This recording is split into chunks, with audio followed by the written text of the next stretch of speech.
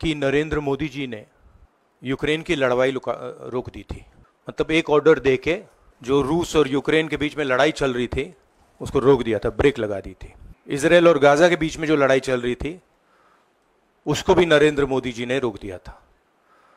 मगर किसी ना किसी कारण जो हिंदुस्तान में पेपर लीक हो रहे हैं उसको नरेंद्र मोदी रोक नहीं पा रहे हैं या रोकना नहीं चाहते हैं।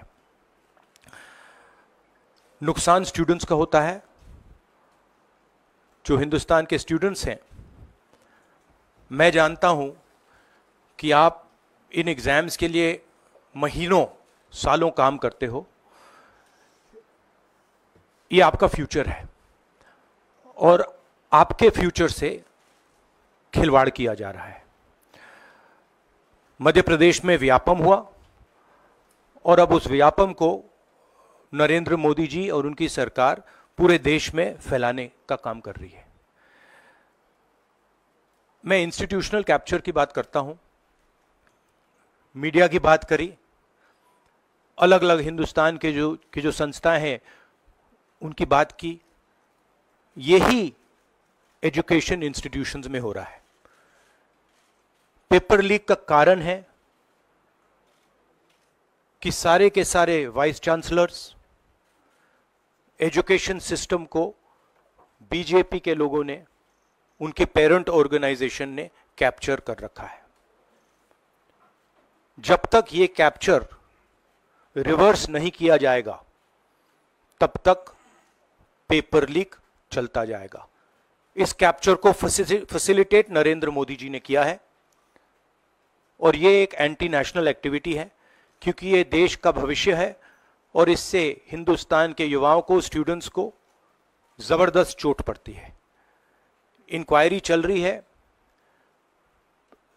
एक को आपने कैंसिल कर दिया है, अब पता नहीं दूसरे को कैंसिल किया जाएगा या नहीं किया जाएगा, but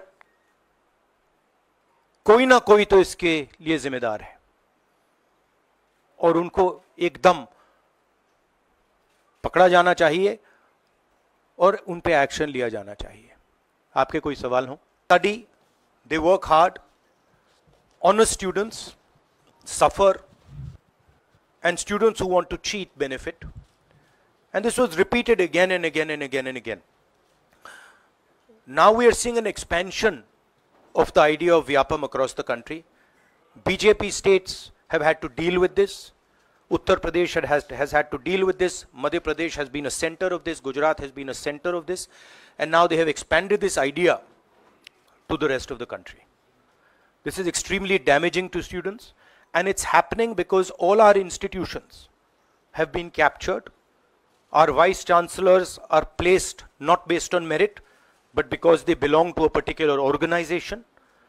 And this organization and the BJP have penetrated our education system and destroyed it.